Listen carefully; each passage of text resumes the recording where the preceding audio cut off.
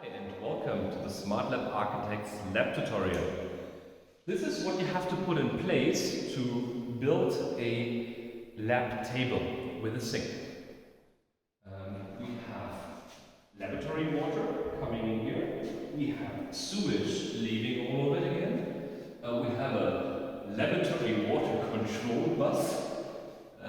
So it tells basically if we take a lot of water here, it tells the machine to produce more, I guess.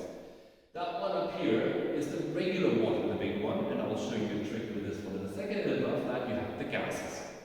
Here we're going to put the tables. Once the tables are in place, all of these pipes will be connected from the top into the table that will go over here.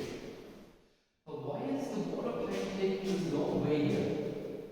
You see there, that's what we're going to connect the bench, but the water has to take all the way here. Come with me. This beauty, emergency shower. Especially in Germany and many other countries, I guess, too, you always want to have an emergency shower. If you spill any chemicals or dangerous goods, or you're burning for some reason, you come here and you pull this, and 50 liters per minute, or up to 75 even, will be dropped on you.